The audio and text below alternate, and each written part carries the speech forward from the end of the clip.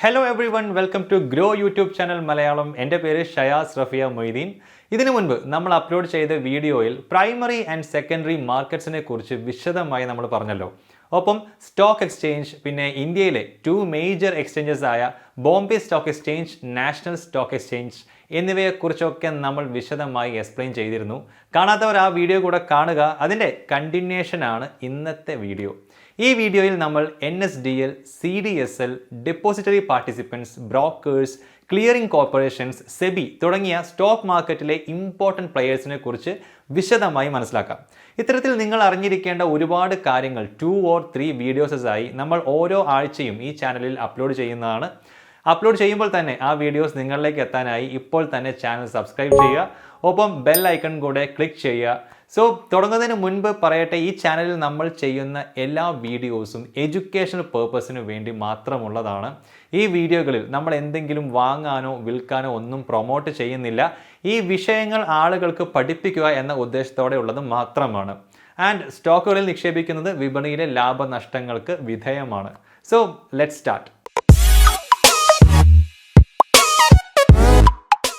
CDSL, NSDL ഇത് രണ്ടും എന്താണ് എന്നാണ് നമ്മൾ ആദ്യം പറയാൻ പോകുന്നത്. ഇതിനു വേണ്ടി നമ്മൾ അറിഞ്ഞിരിക്കേണ്ട ആദ്യത്തെ ടേം ഷെയർ സർട്ടിഫിക്കറ്റ് ആണ്. എന്താണത് എന്ന് നോക്കാം. ഒരു കമ്പനിയുടെ ഉടമസ്ഥതയുടെ ഒരു പാർട്ടിനെയാണല്ലോ നമ്മൾ ഷെയർ എന്നതുകൊണ്ട് ഉദ്ദേശിക്കുന്നത്. ഈ ഷെയർ നമ്മൾ വാങ്ങുമ്പോൾ അതിന്മേൽ നമുക്കുള്ള ഓണർഷിപ്പിന്, ഉടമസ്ഥാവകാശത്തിന് ഒരു രേഖ വേണ്ടേ, ഒരു ഡോക്യുമെന്റ് തെളിവായിട്ട്. അങ്ങനെ ഒരു ഡോക്യുമെന്റ് ഉണ്ട്. ആ ഡോക്യുമെന്റിനെ ഷെയർ സർട്ടിഫിക്കറ്റ് എന്ന് വിളിക്കും. ഒരു കമ്പനിയിലെ ഷെയറുകളുടെ ഉടമസ്ഥാവകാശം ക്ലെയിം ചെയ്യാനുള്ള ഡോക്യുമെൻ്റാണ് ഷെയർ സർട്ടിഫിക്കറ്റ്. 1996 മുൻപ് വരെ ഈ ഷെയർ സർട്ടിഫിക്കറ്റ് പേപ്പർ ഫോർമാറ്റിലായിരുന്നു ഉണ്ടായിരുന്നത്.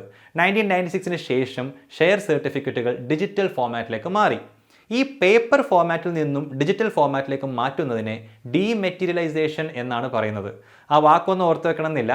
എന്തായാലും അതുകൊണ്ട് തന്നെ ഷെയർ സർട്ടിഫിക്കറ്റിൻ്റെ ഡിജിറ്റൽ ഫോർമാറ്റിനെ ഡീമെറ്റീരിയലൈസേഷൻ്റെ ഡിമാറ്റ് കൂടി ചേർത്ത് ഡിമാറ്റ് ഫോർമാറ്റ് എന്നാണ് പറയുക. ഡിമാറ്റ് ഫോർമാറ്റിലുള്ള ഷെയർ സർട്ടിഫിക്കറ്റുകൾ ഡിജിറ്റലി സേഫായി സ്റ്റോർ ചെയ്തു വെക്കുന്ന സ്പേസിനെ ഡിമാറ്റ് അക്കൗണ്ട് എന്നും പറയും. നമ്മൾ വാങ്ങുന്ന ഷെയറുകൾ സൂക്ഷിക്കുന്ന ഒരു ഡിജിറ്റൽ വോൾട്ട് അല്ലെങ്കിൽ ഡിജിറ്റൽ ലോക്കറാണ് ഈ ഡിമാറ്റ് അക്കൗണ്ട് എന്ന് പറയാം. നമ്മൾ നമ്മുടെ ക്യാഷ് ബാങ്ക് അക്കൗണ്ടുകളിൽ ഇട്ട് വെക്കാറില്ലേ, അതുപോലെ തന്നെ ഇവിടെ ക്യാഷിനു പകരം ഷെയറുകളാണെന്ന് മാത്രം.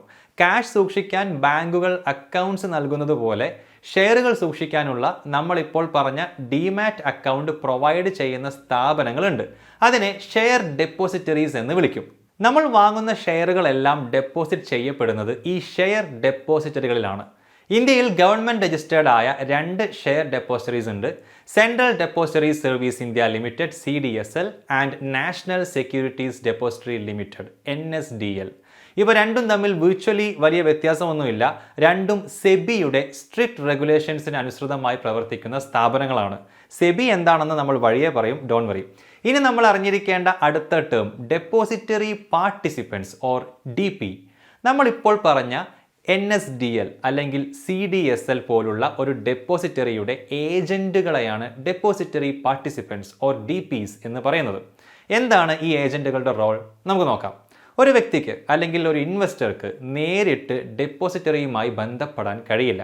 ഒരു ഡെപ്പോസിറ്ററി പാർട്ടിസിപ്പൻറ്റ് DP വഴി മാത്രമേ നമുക്കൊരു ഡെപ്പോസിറ്ററിയിൽ ഒരു ഡിമാറ്റ് അക്കൗണ്ട് ഓപ്പൺ ചെയ്യാനും അത് മെയിൻറ്റെയിൻ ചെയ്യാനും സാധിക്കുകയുള്ളൂ. അതായത് ഡെപ്പോസിറ്ററിക്കും ഇൻവെസ്റ്ററിനും ഇടയിലെ ലിങ്കാണ് ഡെപ്പോസിറ്ററി പാർട്ടിസിപ്പൻസ്. NSDLലും CDSLലും ഒക്കെ രജിസ്റ്റർ ചെയ്തിട്ടുള്ള ഡെപ്പോസിറ്ററി പാർട്ടിസിപ്പൻസ് വഴിയാണ് നമുക്ക് NSDLലും CDSLലും ഒരു ഡിമാറ്റ് അക്കൗണ്ട് ആക്സസിബിൾ ആവുകയുള്ളൂ. Brokers, financial institutions and banks ഇവരൊക്കെയാണ് ഡെപ്പോസിറ്ററി പാർട്ടിസിപ്പൻസ് ആയി ഇത്തരത്തിൽ ഇൻവെസ്റ്റേഴ്സിനും സ്റ്റോക്ക് എക്സ്ചേഞ്ചിനും ഇടയിലെ ആ ബ്രിഡ്ജായി പ്രവർത്തിക്കുക. മിക്ക ഡെപ്പോസിറ്ററി പാർട്ടിസിപ്പൻസും അവർ വഴി ഒരു ഡിമാറ്റ് അക്കൗണ്ട് മെയിൻറ്റെയിൻ ചെയ്യുന്നതിന് ഇൻവെസ്റ്റേഴ്സിൽ നിന്നും ഒരു ചാർജ് ഈടാക്കും. Account maintenance charge or AMC എന്നാണ് ഇതിന് പറയുക. അക്കൗണ്ട് മെയിൻ്റനൻസ് ചാർജ് ഈടാക്കാത്ത ഒരു ഡെപ്പോസിറ്ററി പാർട്ടിസിപ്പൻ്റ് ആണ് Groww. മറ്റൊരു ചാർജിനെ കുറിച്ച് കൂടി അറിഞ്ഞിരിക്കണം, ഡെപ്പോസിറ്ററി പാർട്ടിസിപ്പൻറ്റ് ചാർജ്. ഇതെന്താണെന്ന് പറയാം. നമ്മുടെ ഡിമാറ്റ് അക്കൗണ്ടിലെ എല്ലാ സെല്ലിംഗ് ട്രാൻസാക്ഷൻസിനും ഈടാക്കുന്ന ചാർജാണ് ഡെപ്പോസിറ്ററി പാർട്ടിസിപ്പൻറ്റ് ചാർജ്. ഈ ഡെപ്പോസിറ്ററി പാർട്ടിസിപ്പൻറ്റ് ചാർജാണ് DPകളുടെയും ഡെപ്പോസിറ്ററികളുടെയും ഒക്കെ വരുമാനം, റവന്യൂ. ഡെപ്പോസിറ്ററി പാർട്ടിസിപ്പൻറ്റ് ചാർജസ് ഒരു ഫ്ലാറ്റ് ട്രാൻസാക്ഷൻ ഫീസാണ്. എന്ന് വെച്ചാൽ എത്ര വിൽപ്പന നടന്നു എന്നത് ഈ ചാർജിനെ ബാധിക്കുന്നില്ല. അതായത് നമ്മൾ 100 ഷെയർ വിറ്റാലും 1 ഷെയർ വിറ്റാലും ഈ ചാർജ് സെയിം തന്നെ ആയിരിക്കും. ഈ ചാർജുകളെ കുറിച്ചൊക്കെ എക്സ്ക്ലൂസീവായി പറയുന്ന വീഡിയോ നമ്മൾ ചെയ്യുന്നുണ്ട്. ഇപ്പോൾ ഇത്രയും മനസ്സിലാക്കി വെക്കുക. ഇനി നമുക്ക് സ്റ്റോക്ക് ബ്രോക്കേഴ്സിനെ കുറിച്ച് സംസാരിക്കാം. ആരാണ് അവർ? നമുക്കറിയാവുന്നത് പോലെ തന്നെ സ്റ്റോക്കുകൾ ട്രേഡ് ചെയ്യുന്നത് സ്റ്റോക്ക് എക്സ്ചേഞ്ചുകളിലൂടെയാണ്. പക്ഷേ ഒരു ഇൻവെസ്റ്റർക്ക് നേരിട്ട് സ്റ്റോക്ക് എക്സ്ചേഞ്ചുകളിൽ വ്യാപാരം നടത്താൻ കഴിയില്ല. അതുകൊണ്ട് സ്റ്റോക്ക് എക്സ്ചേഞ്ചുകളിലൂടെ ഒരു സ്റ്റോക്ക് വാങ്ങാനോ വിൽക്കാനോ നമ്മളെ സഹായിക്കുന്ന ഒരു ഇടനിലക്കാരനെ നമുക്ക് ആവശ്യമാണ്. സ്റ്റോക്ക് എക്സ്ചേഞ്ചിൽ ഒരു ഇൻവെസ്റ്ററിന് വേണ്ടി സ്റ്റോക്കുകൾ വാങ്ങാനും വിൽക്കാനും അതോറിറ്റിയുള്ള ഈ ഇടനിലക്കാരാണ് സ്റ്റോക്ക് ബ്രോക്കേഴ്സ്. ഈ ഇടനിലക്കാരൻ ഒരു വ്യക്തിയോ ഒരു കമ്പനിയോ ആകാം. ഉദാഹരണത്തിന് ഗ്രോ ഒരു സ്റ്റോക്ക് ബ്രോക്കിംഗ് കമ്പനിയാണ്. ഇൻവെസ്റ്റേഴ്സിന് ഒരു ബ്രോക്കറുമായി ചേർന്ന് ട്രേഡിംഗ് അക്കൗണ്ട് ഓപ്പൺ ചെയ്ത് മാർക്കറ്റിലെ ഫിനാൻഷ്യൽ ട്രാൻസാക്ഷൻസ് നടത്താം. മാർക്കറ്റിൽ ട്രാൻസാക്ഷൻ നടത്തുമ്പോഴൊക്കെ നമ്മൾ ഈ ബ്രോക്കറുമായി ഇൻട്രാക്ട് ചെയ്യേണ്ടി വരും. സ്റ്റോക്ക് ബ്രോക്കർമാർ ഇൻവെസ്റ്റേഴ്സിന് നൽകുന്ന ഈ സേവനങ്ങൾക്ക് അവർ ഒരു കമ്മീഷൻ അല്ലെങ്കിൽ ഒരു ഫീസ് ഈടാക്കും. ഇതിനെ ബ്രോക്കറേജ് എന്ന് വിളിക്കുന്നു. ട്രേഡ് ചെയ്യപ്പെട്ട സ്റ്റോക്കുകളുടെ മൂല്യത്തിൻ്റെ ഒരു നിശ്ചിത ശതമാനമാണ് ബ്രോക്കറേജായി ഇവർ ഈടാക്കാറുള്ളത്. ഗ്രോവിൽ ബ്രോക്കറേജ് ചാർജ് എന്ന് പറയുന്നത് ഓരോ ഓർഡറിനും 20 രൂപ അല്ലെങ്കിൽ ഓർഡർ ചെയ്ത സ്റ്റോക്കുകളുടെ മൂല്യത്തിൻ്റെ 0.05%. ഇതിലേതാണോ കുറവ് അത്രയാണ് നിരക്ക്. ഗ്രോ പ്രൊവൈഡ് ചെയ്യുന്നത് 2-in-1 demat and trading account ആണ്. അതായത് ഗ്രോവിൽ നിങ്ങളൊരു അക്കൗണ്ട് ഓപ്പൺ ചെയ്യുമ്പോൾ നിങ്ങൾക്കൊരു ട്രേഡിംഗ് അക്കൗണ്ടും ലഭിക്കും, ഒരു ഡിമാറ്റ് അക്കൗണ്ടും ലഭിക്കും. സ്റ്റോക്ക് എക്സ്ചേഞ്ചിലൂടെ ഷെയർസ് വാങ്ങാനും വിൽക്കാനും വേണ്ടി നമ്മൾ ഓപ്പൺ ചെയ്യുന്ന അക്കൗണ്ടാണ് ട്രേഡിംഗ് അക്കൗണ്ട്. ഡിമാറ്റ് അക്കൗണ്ട് നമ്മൾ നേരത്തെ പറഞ്ഞതുപോലെ വാങ്ങിയ ഷെയറുകൾ സൂക്ഷിക്കുന്ന ഡെപ്പോസിറ്ററിയിൽ ഓപ്പൺ ചെയ്യുന്ന അക്കൗണ്ടാണ്. ഈ 2 അക്കൗണ്ടുകളുടെയും പ്രവർത്തനം നമുക്ക് ഒരു ഉദാഹരണത്തിലൂടെ ക്ലിയർ ആക്കാം. TCS കമ്പനിയുടെ 100 ഓഹരികൾ ഷെയറുകൾ വാങ്ങാൻ നിങ്ങൾ തീരുമാനിക്കുന്നു എന്ന് വിചാരിക്കുക. ഇതിനായി ഓർഡർ പ്ലേസ് ചെയ്യാൻ നിങ്ങൾ ഉപയോഗിക്കേണ്ടത് നിങ്ങളുടെ ട്രേഡിംഗ് അക്കൗണ്ടാണ്. ഈ ട്രാൻസാക്ഷൻ കംപ്ലീറ്റ് ആയാൽ ട്രേഡിംഗ് അക്കൗണ്ടിൻ്റെ റോൾ തീർന്നു. അങ്ങനെ നിങ്ങൾ വാങ്ങിയ TCSൻ്റെ ഷെയറുകൾ ഓട്ടോമാറ്റിക്കലി നിങ്ങളുടെ ഡിമാറ്റ് അക്കൗണ്ടിലേക്ക് വരും. ഇത് പെട്ടെന്ന് സംഭവിക്കില്ല, ഒരു 2 ബിസിനസ് ഡേയ്സ് ഒക്കെ വേണ്ടി വരും ഇതിന്. ഇനി TCSൻ്റെ നിങ്ങൾ വാങ്ങിയ ഈ ഷെയറുകൾ നിങ്ങൾ വിൽക്കാൻ തീരുമാനിക്കുകയാണെന്ന് കരുതുക. അതിനും നിങ്ങൾ ആദ്യം യൂസ് ചെയ്യേണ്ടത് നിങ്ങളുടെ trading അക്കൗണ്ടാണ്.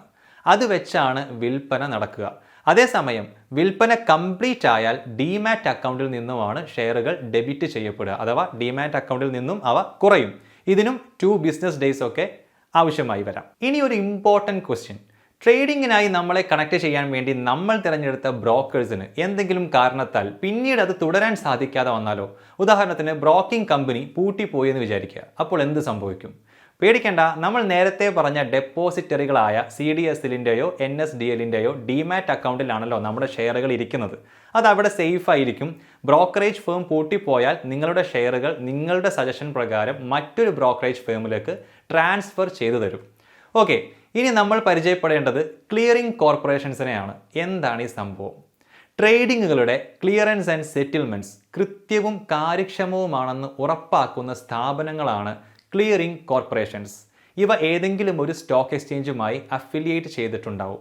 The Indian clearing corporations limited ICCL Bombay stock എക്സ്ചേഞ്ചിന്റെ സബ്സിഡിയറിയാണ്. അതുപോലെ the national securities clearing corporation limited subsidiary of national stock exchange ആണ്. ഈ 2 ക്ലിയറിംഗ് കോർപ്പറേഷൻസും എസ്റ്റാബ്ലിഷ് ചെയ്തിട്ടുള്ളതും റെഗുലേറ്റ് ചെയ്യുന്നതും SEBI ആണ്. നമ്മൾ കുറച്ചു മുൻപും SEBIയെ കുറിച്ച് പറഞ്ഞിരുന്നു. എന്താണ് SEBI എന്ന് വിശദമാക്കാം. ഇന്ത്യയിൽ സ്റ്റോക്ക് മാർക്കറ്റ് റെഗുലേറ്റ് ചെയ്യുന്ന സ്ഥാപനമാണ് securities and exchange board of India SEBI. Stock മാർക്കറ്റിലെ സ്റ്റോക്ക് ബ്രോക്കേഴ്സും സ്റ്റോക്ക് എക്സ്ചേഞ്ചസും ഇൻവെസ്റ്റേഴ്സും മറ്റെല്ലാ പാർട്ടിസിപ്പൻസും ന്യായമായും സുതാര്യമായുമാണ് ബിസിനസ് നടത്തുന്നത് എന്നും പ്രവർത്തിക്കുന്നത് എന്നും ഉറപ്പുവരുത്തുന്നത് SEBI ആണ്. ഇതിനുവേണ്ടി സ്റ്റോക്ക് ബ്രോക്കേഴ്സിനും സ്റ്റോക്ക് എക്സ്ചേഞ്ചസിനും ഇൻവെസ്റ്റേഴ്സിനും ബാധകമായ റൂളുകൾ SEBI പുറപ്പെടുവിച്ചിട്ടുണ്ട്. ഈ റൂൾസ് എല്ലാം SEBIയുടെ വെബ്സൈറ്റിൽ അവൈലബിൾ ആണ്. SEBI എസ്റ്റാബ്ലിഷ് ചെയ്ത ഫ്രെയിംവർക്കിനകത്തു മാത്രമേ സ്റ്റോക്ക് മാർക്കറ്റുമായി ബന്ധപ്പെട്ട ആരും പ്രവർത്തിക്കാവൂ. അപ്പോൾ ഈ വീഡിയോയിൽ നമ്മൾ സ്റ്റോക്ക് മാർക്കറ്റിൽ ഇൻവോൾവ് ആയിട്ടുള്ള ഇമ്പോർട്ടൻറ്റ് പ്ലെയേഴ്സിനെ കുറിച്ചും അവർ എങ്ങനെ പ്രവർത്തിക്കുന്നു എന്നതിനെക്കുറിച്ചും വിശദമായി സംസാരിച്ചു. ഫ്രോഡുലൻ്റ് ആയ എല്ലാ ട്രാൻസാക്ഷൻസിനെയും പ്രിവെൻറ്റ് ചെയ്യുന്ന, നിങ്ങളുടെ താല്പര്യങ്ങൾ സംരക്ഷിക്കാൻ ബാധ്യസ്ഥരായ ഒരു എൻറ്റയർ എക്കോസിസ്റ്റം തന്നെ സ്റ്റോക്ക് മാർക്കറ്റിലുണ്ടെന്ന് ഇപ്പോൾ മനസ്സിലായില്ലേ? അടുത്ത വീഡിയോയിൽ ഒരു സ്റ്റോക്ക് വാങ്ങുകയും വിൽക്കുകയും ചെയ്യുമ്പോൾ ബാധകമാവുന്ന വിവിധ തരം ചാർജുകളെക്കുറിച്ചും വിശദമായി നമ്മൾ സംസാരിക്കുന്നതാണ്. ഈ വീഡിയോ നിങ്ങൾക്ക് ഇഷ്ടമായെങ്കിൽ ഒന്ന് ലൈക്ക് ചെയ്യാൻ മറക്കരുത്. And please subscribe. അടുത്ത വീഡിയോയിൽ കാണാം. Thank you for watching. By.